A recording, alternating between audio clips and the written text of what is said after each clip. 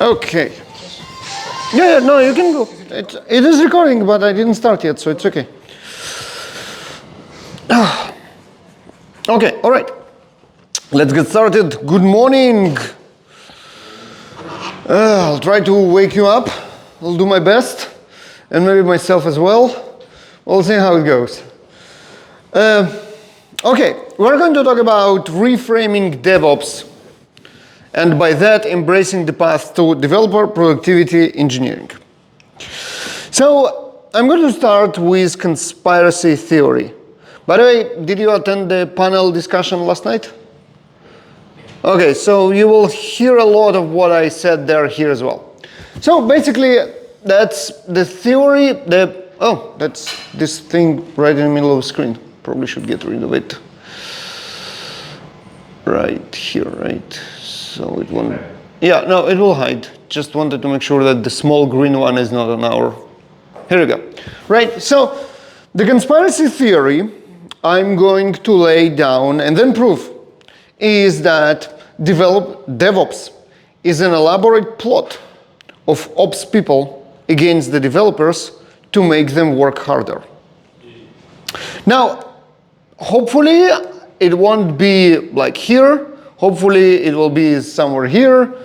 And I do have a proof, so it's going to be fine. My clicker just worked. Ah, okay. There we go. Right? Yes. Okay. My name is Baruch, at @jbaruch everywhere, and I'm a developer productivity advocate. That's why developer productivity at a company called Gradle, that you all know and love for the build tool. Started as a developer many, many years ago, and this is exactly why I can talk and represent developers here as the grieving side of the DevOps equation. And then pivoted with JFrog, that you all know and love, into DevOps. And this is why I know what DevOps people did to us. And now I'm talking about developer productivity, and this is why I will try to reframe DevOps in the context of developer productivity. Couple of books, DevOps Tools for Java Developers, that I co-author, and the Liquid Software. So you can find those and everything else on speaking.jbaruch. There is a page there. For some reason, the order of my two talks yesterday and today is not right. So when you go there, you will see the huge page of yesterday's talk, but then on the side, you will see DevOps Reframed. This is where you go for the resources for this talk. The slides are already there, the video I'm recording, and all the links, including the books and everything that we're going to talk about going forward, and even the conspiracy chart is there. To make sure that it's easy for you to remember, it is conveniently on the bottom of each and every slide, including the hashtags DevOps Vision and DPE when you praise this talk on social, and my hashtag @jbaruch on every slide. Okay, except the next one though. Yep, it's not the next one. So, as I mentioned, once in a day, very long time ago, I was developer, and once a developer, always a developer, so I remember everything about that. The first proof that I'm going to lay on you about the fact that DevOps is a plot of ops people is in the books, The Phoenix Project. The Phoenix Project is the most important, arguably, the most important book about DevOps. It is laid down as a rewrite of another book called The Goal by Eliyahu Gondrat. And basically the idea is that there is a guy that invents DevOps and basically wins. Right, kind of turns the company around and what's not. Now, all the proof that you need is on the first page, on the cover. We're going to go through the people in the cover and see who they are. So this is Patty McKee, and she's the director of IT support. She is an ops person. This is Wes, and he's the director of distributed technology ops. He's an ops person. And here is Sarah. Sarah, she's sales. And this is Steve, he's the CEO, fine. This is Dick, he's the CFO, never mind. This, Bill Palmer, he is the protagonist. He is the one that invents DevOps and wins, and he's obviously an ops guy. He is actually the VP of IT ops. He is the main ops guy. And then we have Eric, board member, and then we have Brad, lead system administrator. Lead system administrator, he's an ops guy. And he is like the most important technical person in the story, and he is an ops guy as well. And then hiding there behind everything is the security guy, which is very typical. Anyway, what's missing? Developers. Developers. Not a single developer. They're not managers. I mean, they mentioned in the book, but they're not necessarily in the most flattering light. Well, they're there, and they do their job, and they kind of help Bill, but the book of DevOps has very little to do with developers. Exhibit 2. I went and asked Google what is DevOps to check who teaches us about DevOps. Let's see. Oh, sorry. Atlassian, ops company. Atlassian, ops company. Amazon, ops platform, right? They are ops platform. They run payloads for you. GitLab, ops. Microsoft, Azure, ops platform. Tech Target Journalists, Wikipedia, fine. Synopsys, ops. Logs.io, observability, ops. IBM, ops platform, Kubernetes and stuff.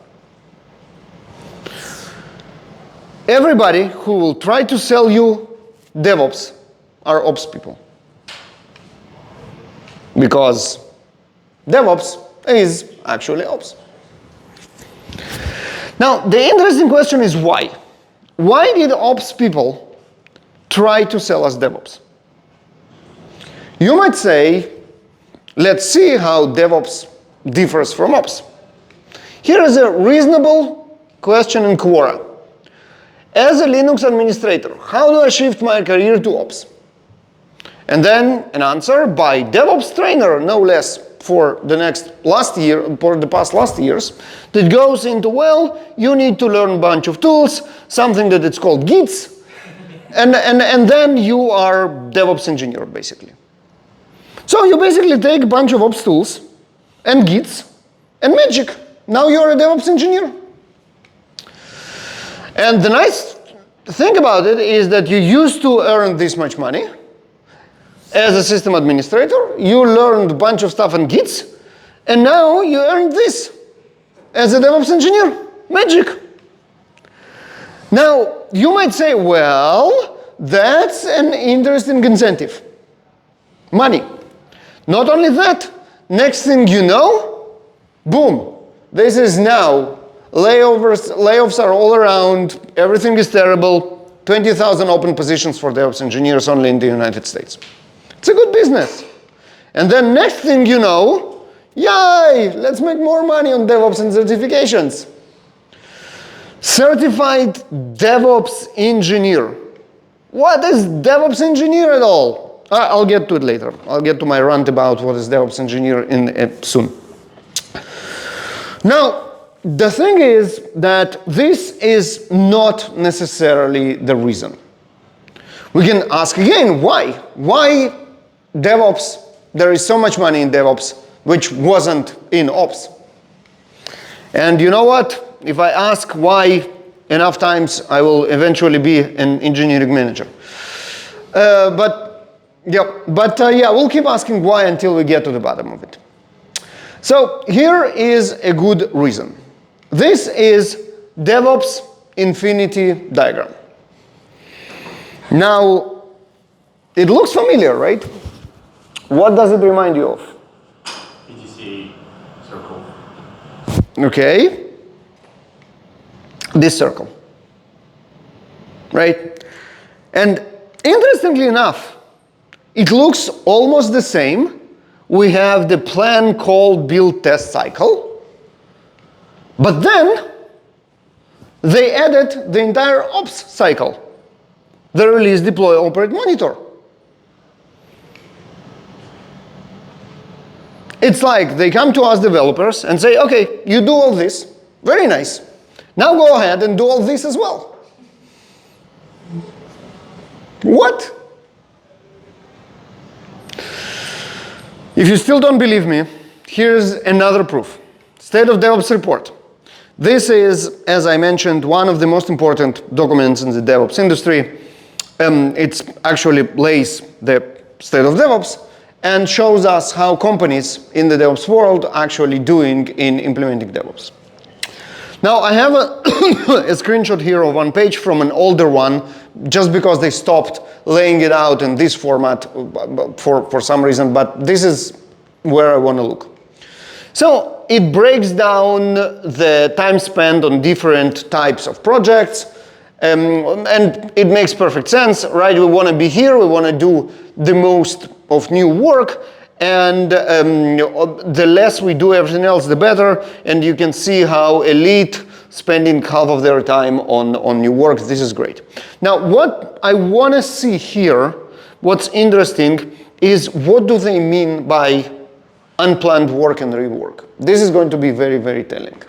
Now, I made a table for you by types of work according to DevOps, to State of DevOps report, and a book called Accelerate and everything else. So basically what they have is planned work, business projects and new features.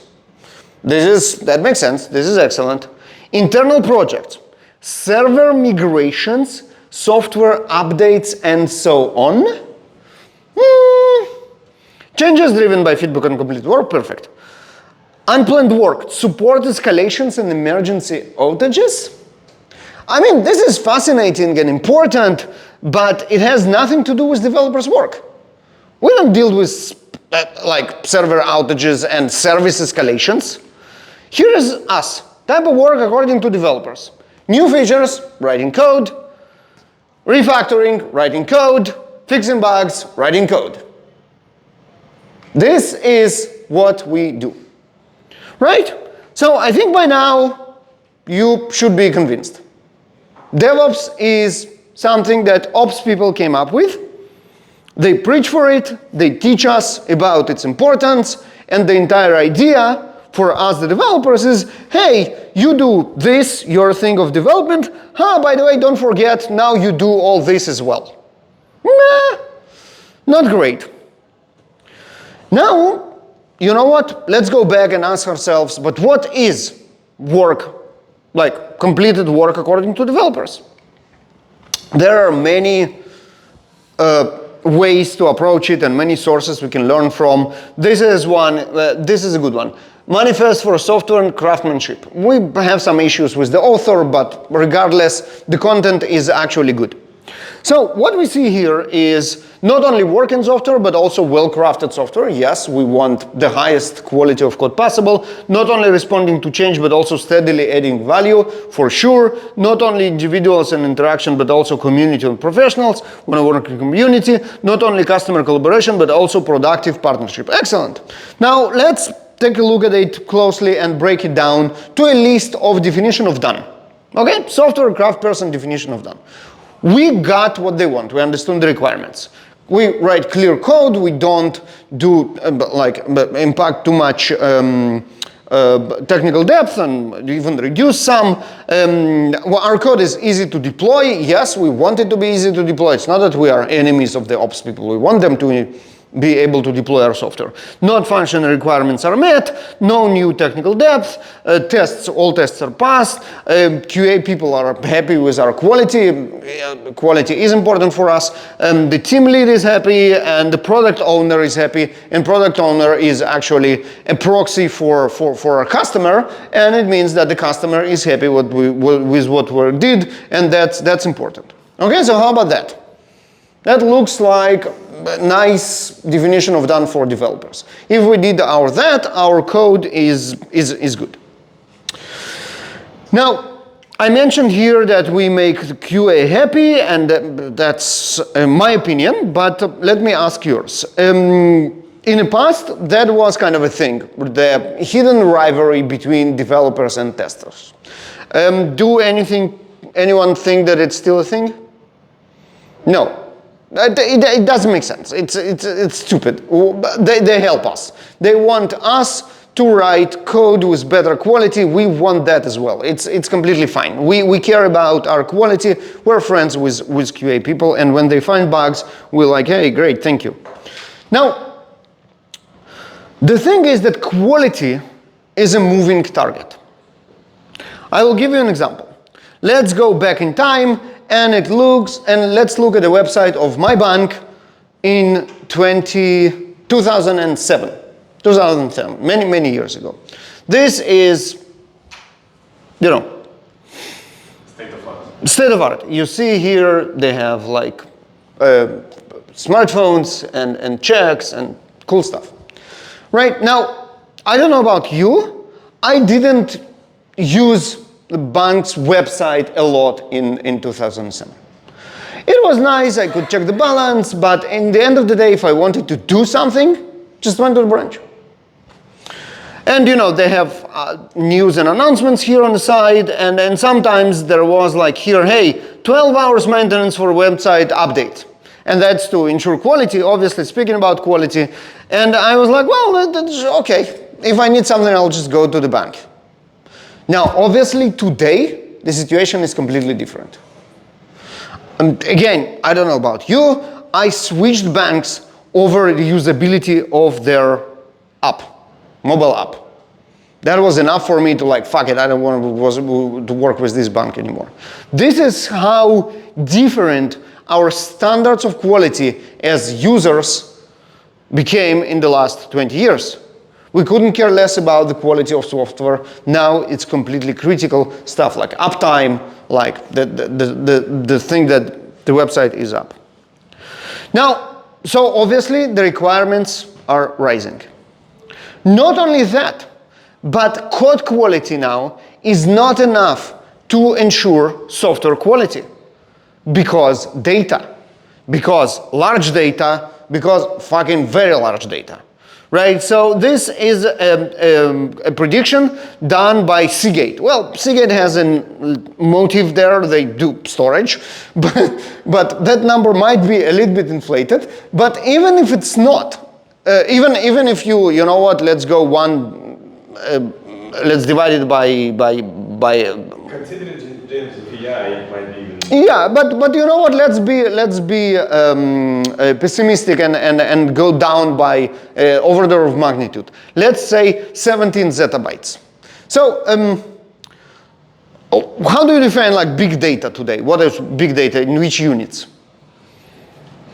Petabytes. Now, zettabytes are not what come after petabytes.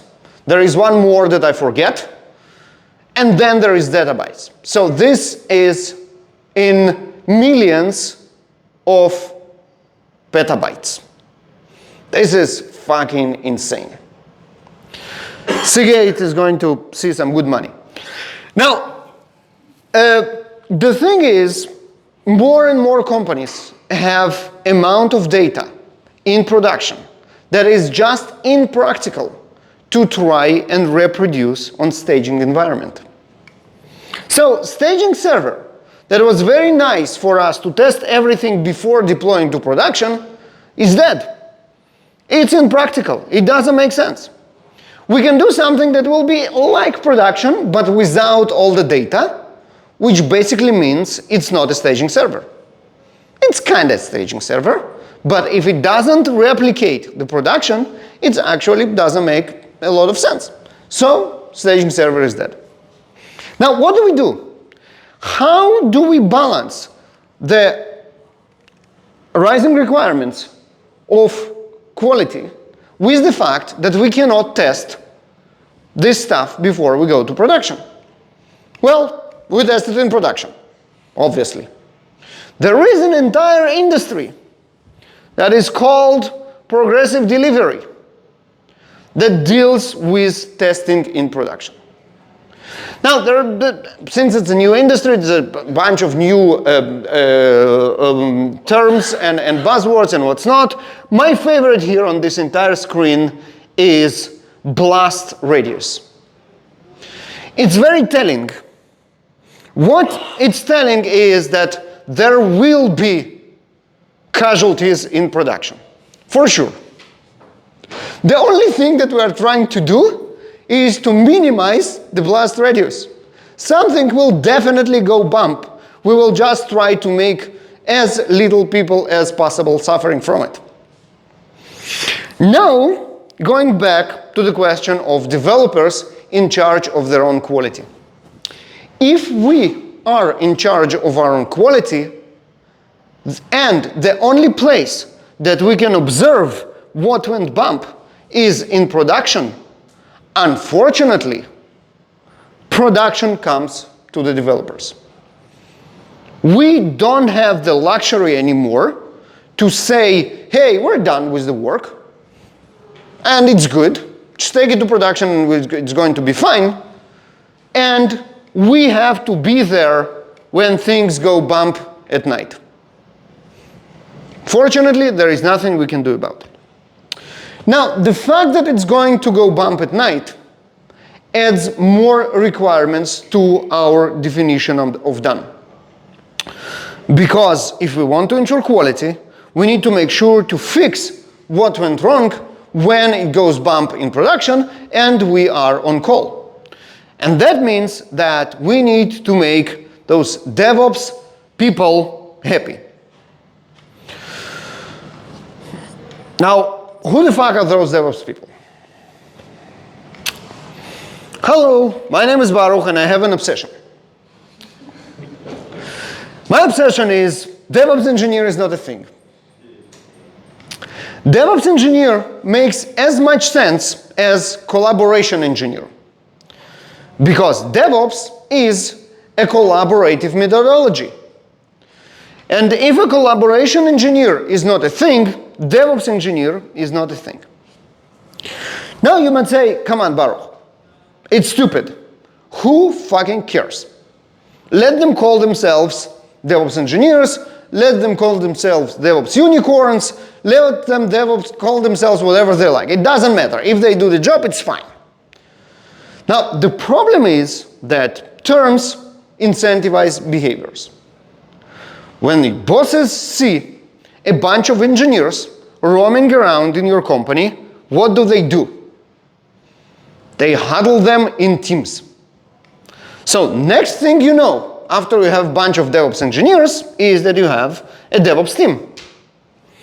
Now, this is what you see when you hear the term DevOps team. This is what I see when I hear the term DevOps team. Now, I don't know if you read the book or saw the Apple TV show, but it's a dystopian TV show about how in a ruined and toxic world, thousands live in the giant silo. That's the description of DevOps team. Typical DevOps team in the enterprise. That's that. Because when you put people together in one team, you create a silo. Now, they might be and probably are excellent DevOps engineers. Well, basically ops engineers. They are great. But we still have a silo that is separated from the other silo, which is the dev team. And now, with the principles of DevOps, what you want to do, you want to bring down the silo. And when you bring down the silo between dev and DevOps, you create a new collaborative methodology called DevDevOps. Obviously, it doesn't make any sense, but there is an engineering aspect of DevOps. There is, right? All the Kubernetes stuff, basically, right? All the infrastructure as code, all the observability. It's engineering aspect of DevOps, and I'm not saying that it does not exist. I only have a problem with the term. So the question is there a better term? And the answer is, of course it is. It always been. Google came up with the term SRE. SRE, the acronym for Site Reliability Engineer, and Site Reliability Engineer is really engineering thing that is part of DevOps, and it takes care of the site in the broader sense, like the site, like the place is when your services are running is reliable and basically running and it's not. Now, the problem is that the term sucks. No one wants to be site reliability engineer, and I will tell you a true story. I work in JFrog, and we had an opening position for DevOps engineer. And as you already know, I have an obsession, so I run into the hiring manager, the director of DevOps, and I'm like, dude, what the fuck are you doing? It's terrible, you're creating a silo, don't do that, hire SREs instead. And he's like, you think I didn't try? Of course I know that it's bullshit that DevOps engineers do not exist. Of course I tried to hire SREs. No one wants to be an SRE because they think that it's about maintaining the uptime of our website. Site reliability, it's about if jfrog.com is up or not. It's a terrible name. We have a better one. Recently, it's called the platform engineering. And platform engineering is what DevOps engineers are rebranding themselves to. I see it in the industry, and I'm not the only one. I attended a conference a couple of months ago in APAC, and saw the amazing Scott Shaw, who's the CTO of ThoughtWorks in APAC, speaking in his keynote about exactly that. How DevOps engineers are rebranding themselves to to platform engineers. And I'm like, yay, great, finally they will stop calling themselves DevOps engineers, and that means that they will stop gathering in these stupid DevOps teams, and we will have one less silo. And you know what? People do want to be called platform engineers, and this is great. Now, if you don't believe me that platform engineer is a rebranded SRE, I have a proof for you. We can ask Google about what is the relationship of platform engineers and DevOps and figure out that there is tons of bullshit in the internet about that. Well, it's basically next stage of DevOps evolution. What is that? DevOps teams create software and platform engineers implement and manage whatever. I don't know what it actually means. And what else? But a lot. Now, okay, now we have a better way to ask questions. We don't need Google anymore. So, ChatGPT. What is platform engineer in a sentence? Well, a platform engineer is about building and managing scalable infrastructure and services that enable developers to efficiently deploy and run applications. So it's basically someone who writes all the YAMLs in the company. Well, yes, it is someone who writes all the YAMLs in the company. And this is exactly what DevOps engineers or SREs was doing. So yeah, it is a rebranding of DevOps engineers and SREs, and this is great. Thank you very much. Perfect, we solved the problem. So, getting back to our definition of done, now we have all this list, and also we need to make sure that platform engineers are happy. Now, I just remind you, we need to make sure that platform engineers are happy because we cannot make sure that our software is of a good quality without taking it to production, and if something goes wrong, we need to fix it as soon as possible. This is why we need those people to be happy with our software. What does it mean platform engineers are happy? Well, there is a list. Our software is modular, so we can deploy only what we need to redeploy. It's easily deployable. It's observable because we need to understand what's going on, except of people running in panic because nothing works. It's scalable because maybe it's a load issue, so we need to scale it up. It's upgradable because, well, yes, we found the problem, we have a patch, now we need to be able to upgrade it fast. It's downgradable, you know what, maybe the patch is too hard to do, instead we need to roll back. What else? So basically, it's all, again, very, very similar to another notion that is going on for years, and this is the 12-factor apps or the cloud-native software. Basically, the requirements from developers now is not doing all the stuff that ops used to do, but it's writing software that is ready to be cloud-native and ready to be fixed in production. So yes, developers have to participate in DevOps, and this is kind of proves it, but it's also an explanation that it's been a while, it's been there for a while. Right, I tried to make a fun talk out of it, get a couple of giggles from you, and it's great, but this is nothing new. We've been working on this idea for 14 years now with DevOps since 2009, and you know what? We get it. It's fine. We understand what DevOps is. We understand how to do it correctly. We had an issue with the terrible terminology of SRE DevOps engineers. Even that is solved by now. Really, we figured this shit out. So why the developers are still not on board? Right. 10 years of trying. It's more than 10 now. It's already 14. And the developers still are not excited about DevOps. So the next question I want to ask is, how do we go from sad developers to happy developers? Funny thing about this diagram is this GIF. Now, there are tons of GIFs out there when people are smiling and then they become sad. There is not a single one when someone is sad and then they start smiling. That's state of the internet for you. I had to reverse the GIF in order to make it happen. This is why it's a little bit uncanny. Okay, so what is DevOps? Stupid Venn diagram, DevOps and QA definitely doesn't cut it. It doesn't mean anything. What does it mean? But it's someone who knows DevOps and QA. It's someone who both run code, does the QA, and deploys? No, none of that. This diagram actually don't make sense. The diagram that makes more sense is this.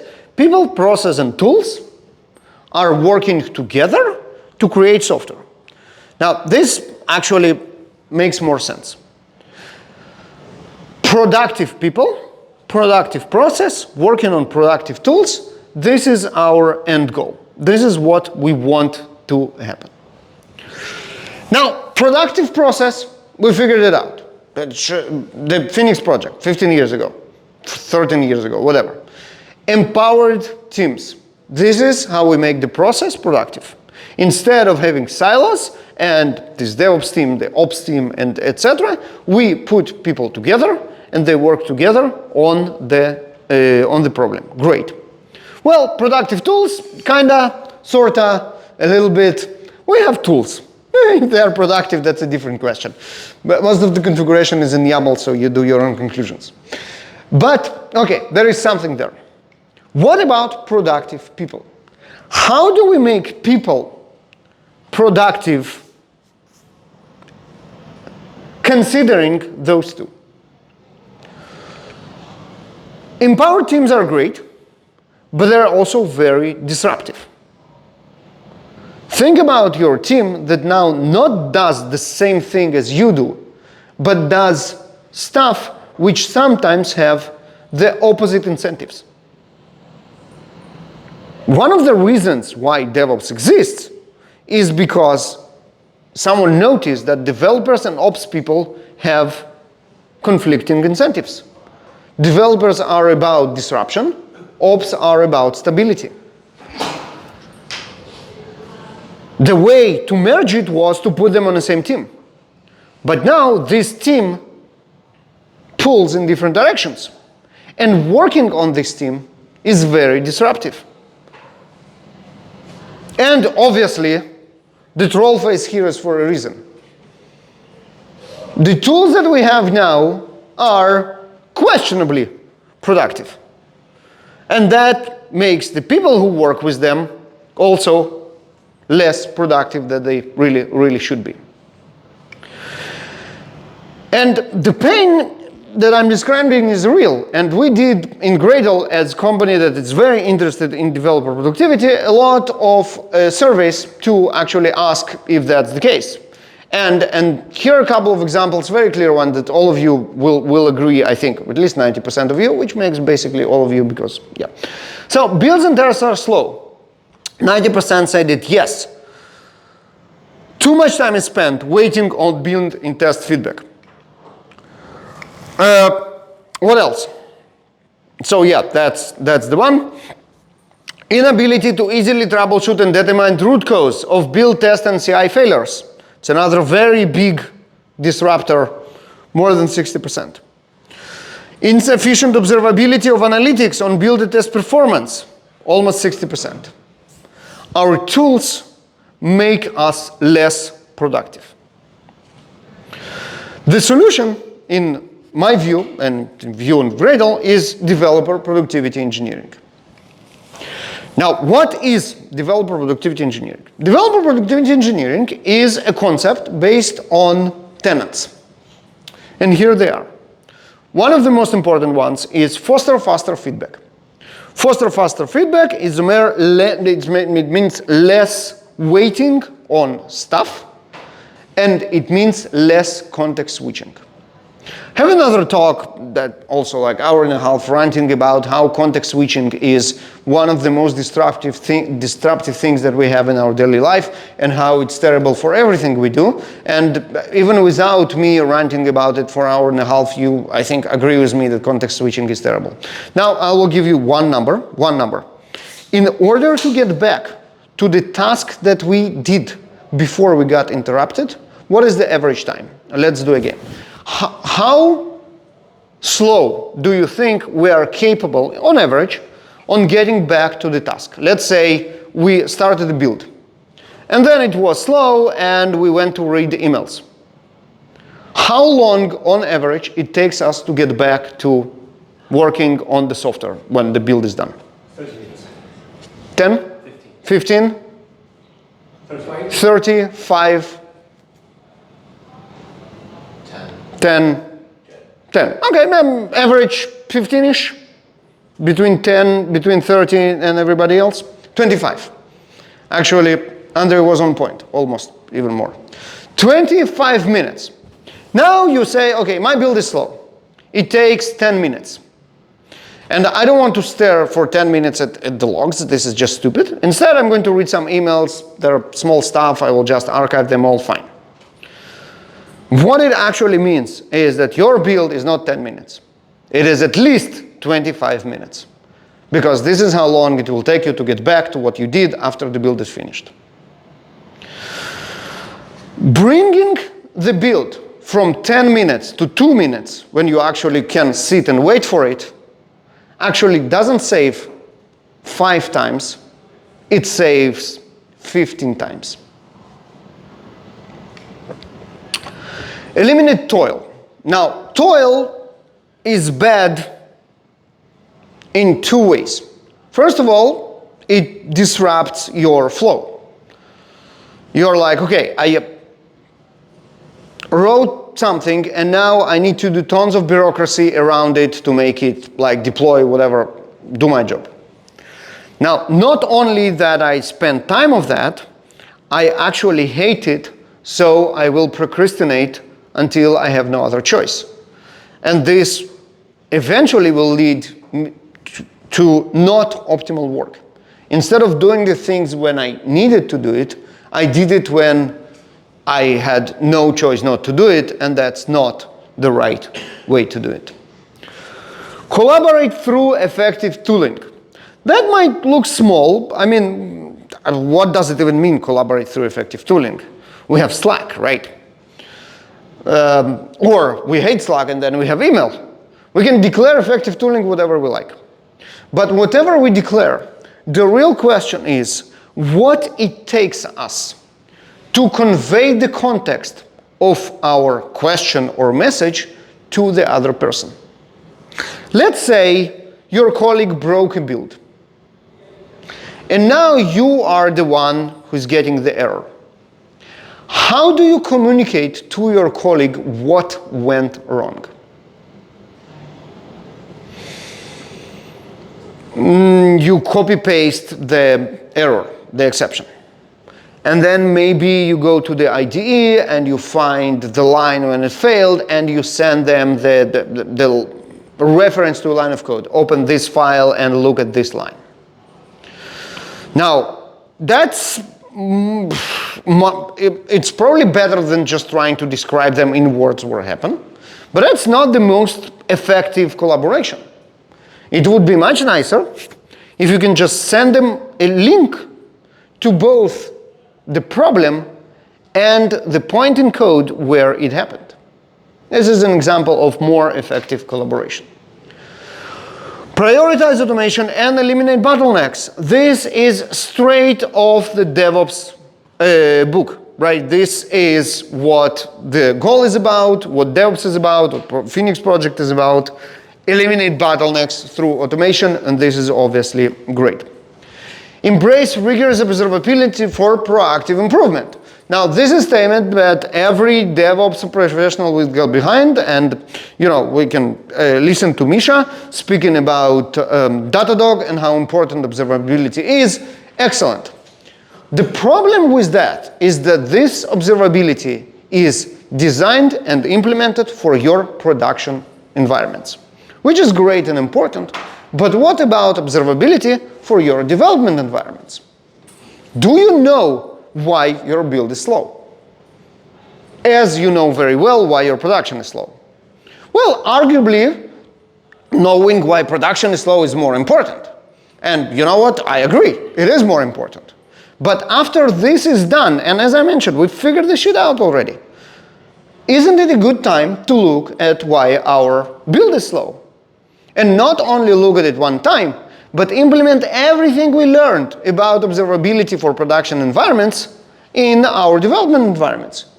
Now, until yesterday, I was sure that there are 3 tenets of observability. It turns out that people like Misha don't sleep and work very hard, and now there are 6. They came up with 3 more tenets of observability. Excellent. I, for one, grateful. Now we have 6 tenets of observability. Perfect. Let's take all this great knowledge and advancements and bring them to our environments as well to make our experience more productive. Dedicated organizational mindset. I'm going to get back to it. This is very important. And it's actually different from DevOps. I will explain in a second. And outcomes over output. Now, this is a little bit related to observability, but it's actually more than that.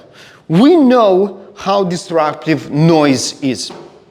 And we know how hard it is to find this grain of wisdom in all the noise that we have as an output. And the obvious example for our development environment will be your log output. I mean, good luck finding what the fuck happened in those endless pages of messages, exceptions, and stack traces.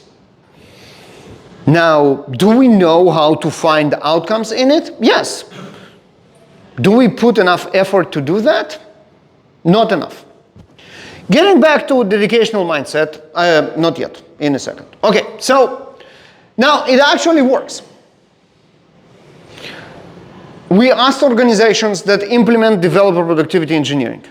And, well, kind of a probably interesting number.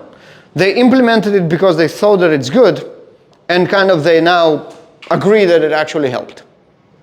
84% say yes, DPE dramatically improves productivity. It helped. And I think the most interesting for me is, or the most joyful for me, is this one.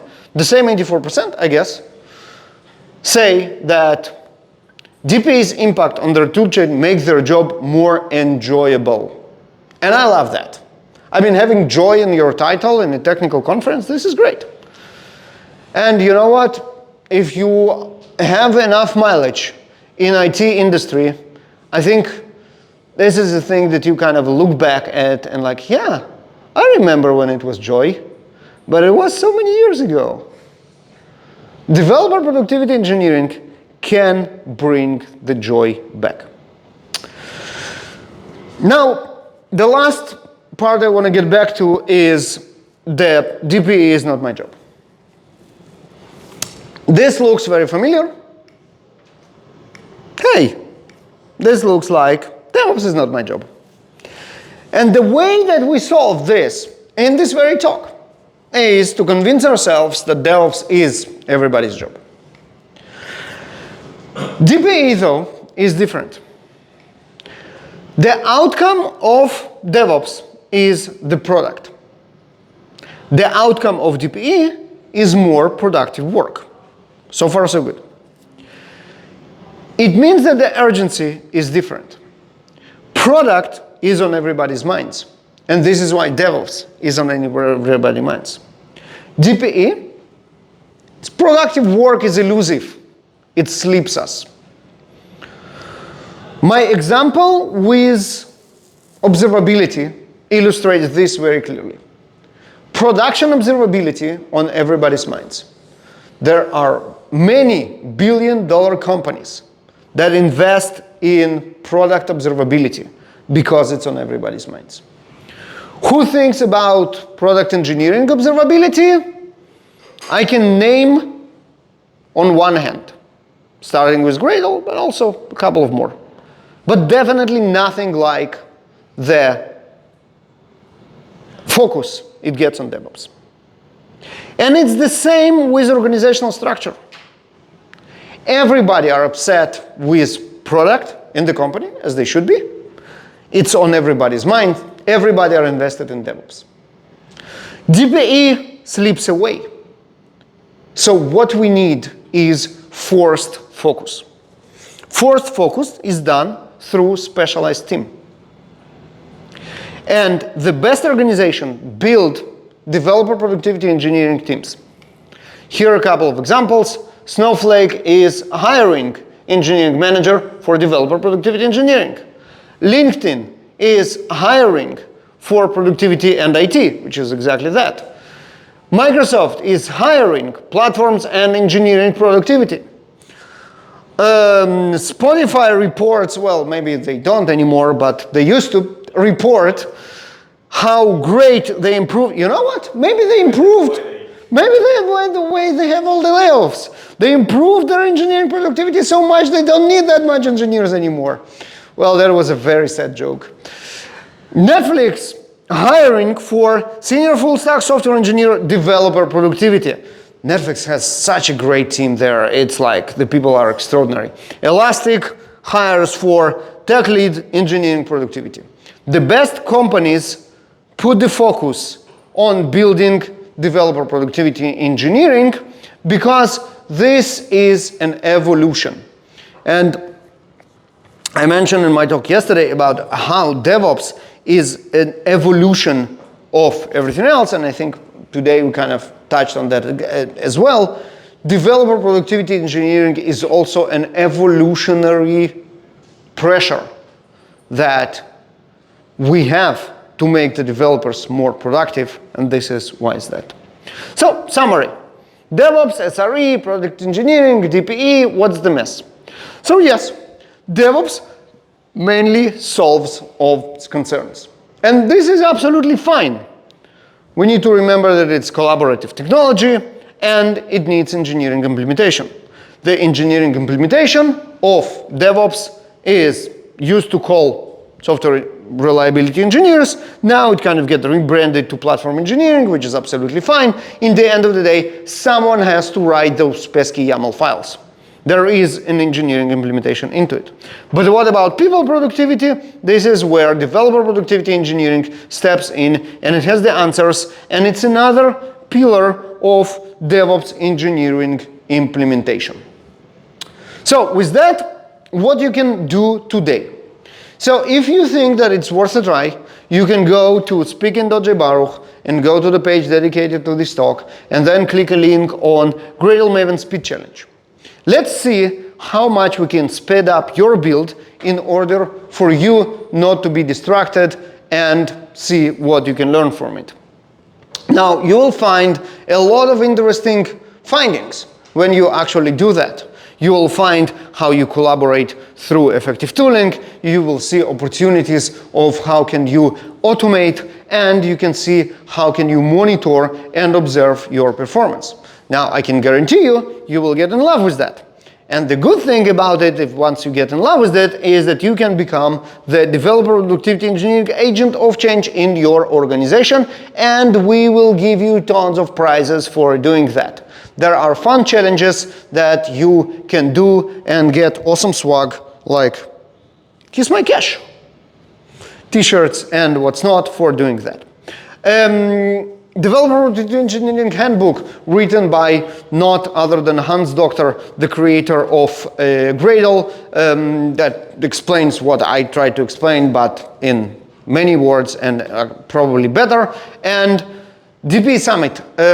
We run a conference about developer productivity engineering once a year. It was in September in San Francisco. The videos are dropping any day now. They are ready. I think they just now try to figure out the priority, but the videos will be there in the few days. So with that, thank you very much. I'm J. Baruch. This is DevOps Vision, and DP is the hashtag that you mention when you mention this talk, and you go to speaking.jbaruch for the slides, the video, all the links, and all the resources that I mentioned. Thank you. Wow, I finished way earlier. We're going to be very, very early at the break. If you have any questions, I will be happy to take. If people online have questions, let me switch to Slack here so I can see their questions as well. Any questions? Do you expect that GP trend will rise now with all these layoffs, people will not be able to hire more engineers and things like that? Okay, Andrei, you personally know what I'm going to say. I have a talk about that. I do have a talk about that, and I think it's fascinating because, yes, there are a couple of interesting aspects with implications of developer productivity engineering and layoffs. And yes, you can say the joke that we made that, hey, now we are so efficient, we don't need that many engineers. This is bullshit. They fire engineers not because the survivors are so good, but because they just want a temporary bump in stock price. Fine, we know all that. But the implications are horrifying. There is a lot of research about the survivor trauma for the people who are staying during layoffs. And obviously, the trauma of people who being laid off, especially in this environment. Now, for the people who are staying, not only they are traumatized by the survivor trauma, but they actually are expected to be now, after this massacre, more productive than before, because they need to pick up the slack and the load of work of those who left. Now, the only way to do it is to improve their working conditions, and one of the ways to do it is through developer productivity engineering. So, am I optimistic that whoever is stupid enough to lay off people that they need actually smart enough to improve the productivity of the people who remain? That would be a very naive way to think, to look at things.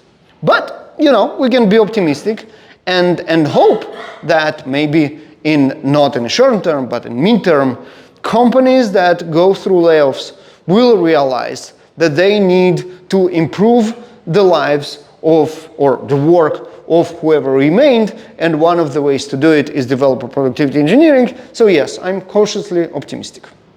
How do you measure joy? How do we measure joy? How do we measure developer productivity? It's a great question. And it's been the buzz lately. Because, you know, everybody are obsessed with management. Developer productivity is something elusive. There are a lot of very bad metrics of how to measure productivity. And even during DP Summit, it was very funny, the timing. McKinsey, the consultancy company, came up with a white paper on how to measure developer productivity, and it's terrible. It's horrifying. It's like measuring builds and lines of code and utter bullshit. And we had tons of fun during the conference. Kind of, I think every talk mentioned how terrible the McKinsey white paper was. It was like the topic of conversation. Now, how do you really measure it? There are two ways to measure it, and you know what? Both of them are about the same. It's about asking the developers on how they are doing. Now, it doesn't mean that when they tell you that our build is slow, you shouldn't go ahead and actually measure the thing. But first, you need to understand what their problems are. Because optimizing not in a bottleneck is not optimizing at all, as the theory of constraint teaches us. So we can beat the hell out of something that our dashboards is showing that it's slow, but actually people are suffering from something entirely different. And if we don't ask them, we don't know about it. So again, going back to the best organizations implementing DPE teams, Max, I forget his last name, from LinkedIn, the boss of the DPE organization on LinkedIn. He was speaking at DP Summit, and he told us about how they build a system of surveys that they do with the developers time after time, measure the difference in replies, and then apply it to the mechanical observability and measurement and numbers, and see how they align or misalign, right? So it's both technical and speaking to people, but the technical is an outcome of speaking to people, and then is the control of whether we did the right thing to what people actually said, and not something that you can do because, hey, this is easy to measure, lines of code sounds fun, let's do that. So yeah. Do you see that people can react to this negatively, saying, hey, this is another capitalist idea to make us work more? Yeah, of course. So the good news are two things. First of all, we actually, as opposite to DevOps, we have a dedicated team. And most of the work is actually done there. This is a service team that comes to developers and say, hey, do you want a faster build? Yes, I'm going to take care of it. Don't worry about it. You will obviously have to adapt. There is something you need to do. There is some processes that you might change. But most of the work I'm going to do for you. And it will be easier for you to work and not harder. Now, yes, there probably will be a new tool that you need to learn. We're talking about collaborating through effective tooling. Instead of sending the stack traces in Slack, you will be able to copy-paste the URL of Gradle the velocity and send it to your colleague. It will give them the entire picture of what went wrong. Yes, you will need to learn how to log into this tool and look what's there, but this is the most of it. Right? Having a dedicated DPE team actually ensures that people will work less and not more with DPE. It's different with DevOps.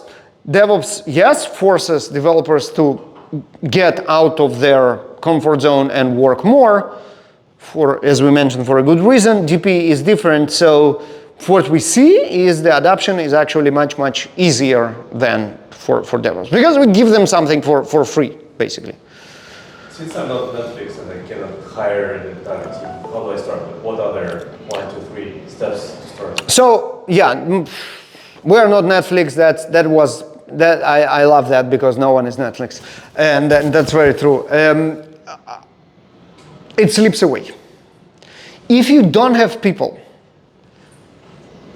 whose objectives are investing in DPE, no one will do it. Again, it's different than DevOps.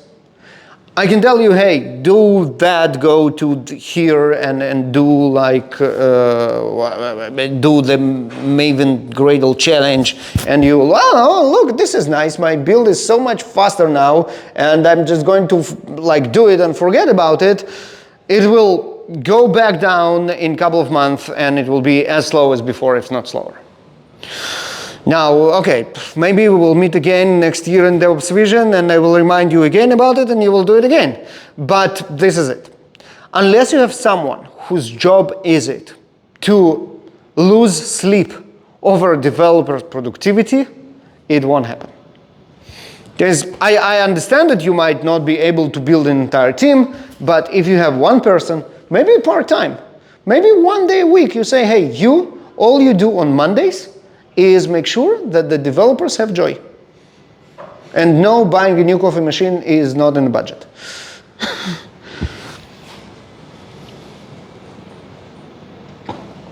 I'm starting off in DevOps. I've been here for a year.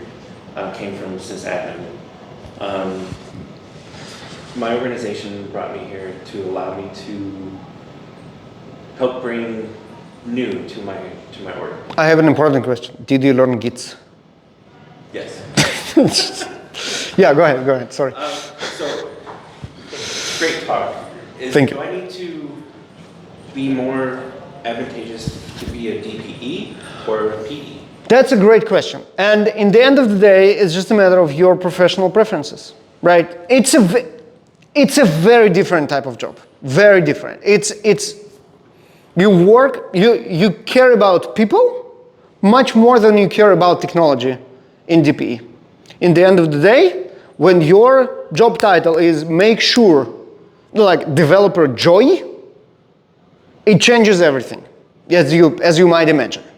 As order to platform engineering, when you care about the platform, you care about the machines, you care about YAML. Here you care about people, and this is very, very different. So it's a completely personal thing. Do you want people to leave you alone and just work with the automation and the code and the machines and that? Or do you enjoy talking to people, hearing about what can be improved, and then improve their lives? Right, so there is no one answer here, but what I do know is that those are people with completely different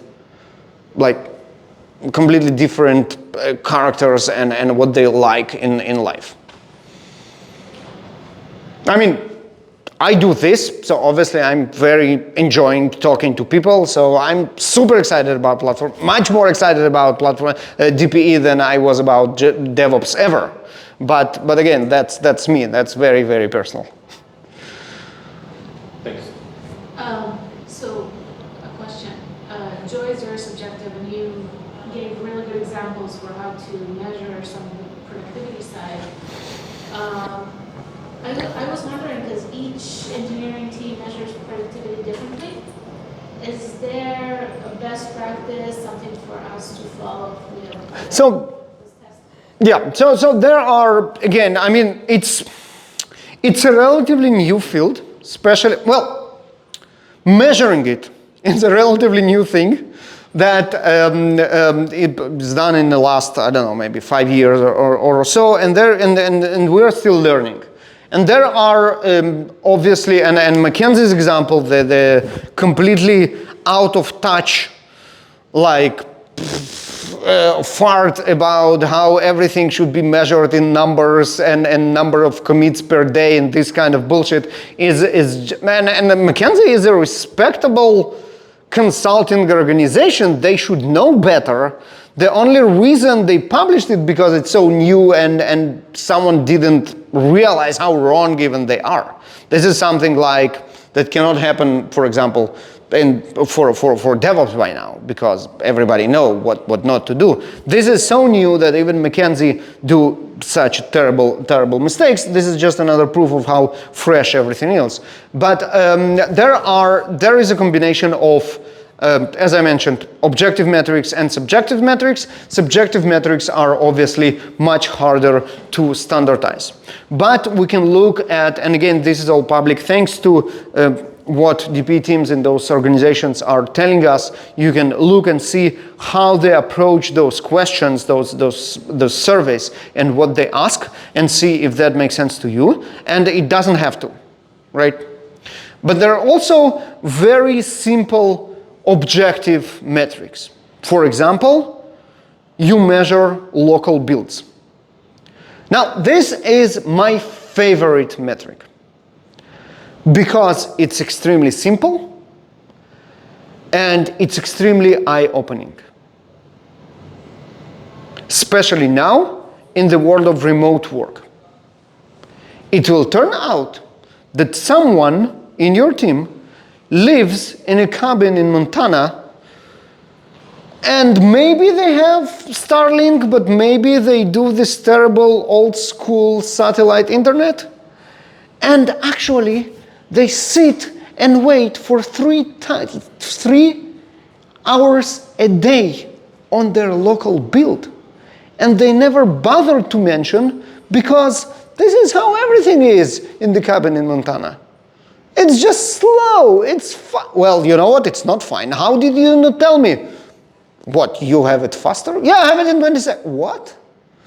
Measuring local builds is very easy and eye-opening. Now, you already have it, right? Every time you run a build, you see how long it took. The measuring part is, let's collect it, let's compare it, let's see trends. Maybe our build used to take 5 minutes, and now it takes 15. Now, no one will lose their sleep on 15 minutes build. It's not unheard of, it's not outrageous, but hey, it just was 5. Isn't 5 better than 15? It is. Why don't we do anything about it? Well, because 15 is 5. Measuring local builds is the single metric that I would start with when we just want to see how are we in the developer productivity engineering and how we are on Joy. Yeah. I think if doubling down what you mentioned on build, I think the trajectory of how much time we're losing because of context switching and everything you mentioned is something that people don't. No one realized that. Right away. Of course. That, we need to see a chart, we need to see something that. And this is much harder to measure, right? I can tell you that your build takes 10 minutes instead of 5, but how will I tell you that regardless whether it takes 5 or 10, you actually lose 25 minutes every time that you build something? This is an open question. How do we measure that? And here comes the subjective part. Here is where you ask people, what do you do when you build? Are you watching the build, or you're multitasking, or you're checking your mail? Tell us. And then they're like, well, yeah, if it's longer than 5 minutes, I will probably do something else. By the way, this threshold is completely subjective. For some people, they will get bored looking at the build after 30 seconds. Some will actually stare at the build for 5 minutes because they know that if they start multitasking now, they will never come back to it. But you need to ask this, and then you can say, okay, yeah, if we take the build under 5 minutes, most of the people will stop losing 25 every time. Is it a worthy goal? Hell yes. Right?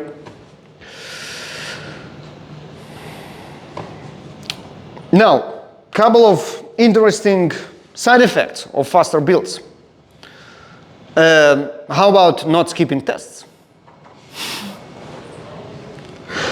This is hilarious. When I ask ChatGPT of what is the best way to improve build times with Gradle, it went with, well, yes, you can do caching, you can do parallel testing, you can do predictive test selection, you can do like a bunch of very sophisticated stuff which will actually improve the build time. When I asked it about Maven, the first answer was skip tests.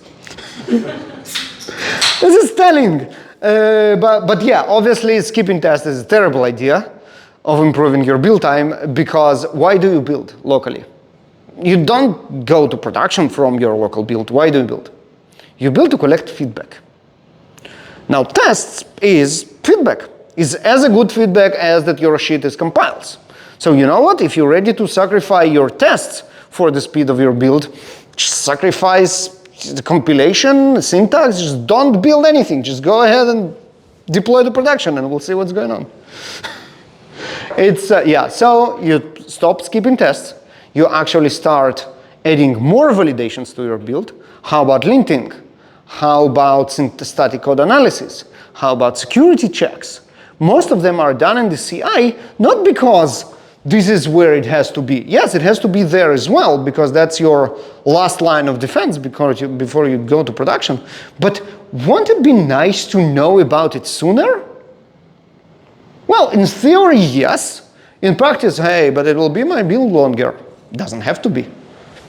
Right? So there is a lot that you start to unpack when you go into this rabbit hole, and it's fascinating, and you actually not only improve in the end of the day the joy of the developers, you actually dramatically improve the quality of your code, because you shift more and more checks left without impacting the productivity of developers.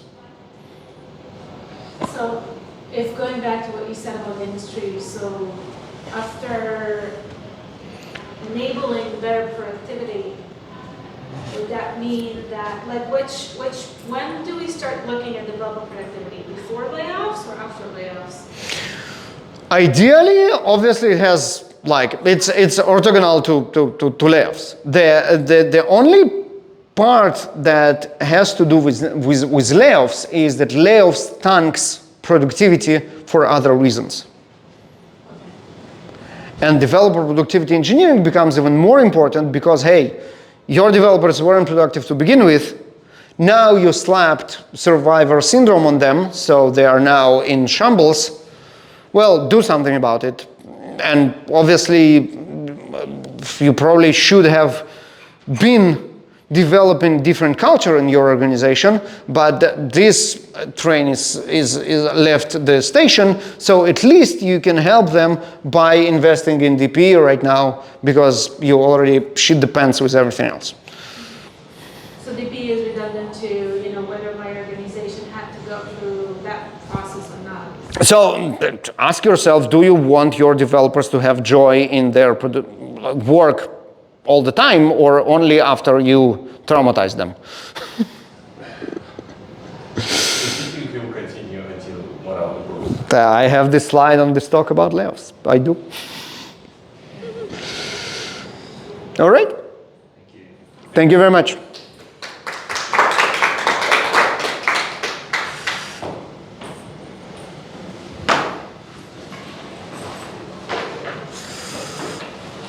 We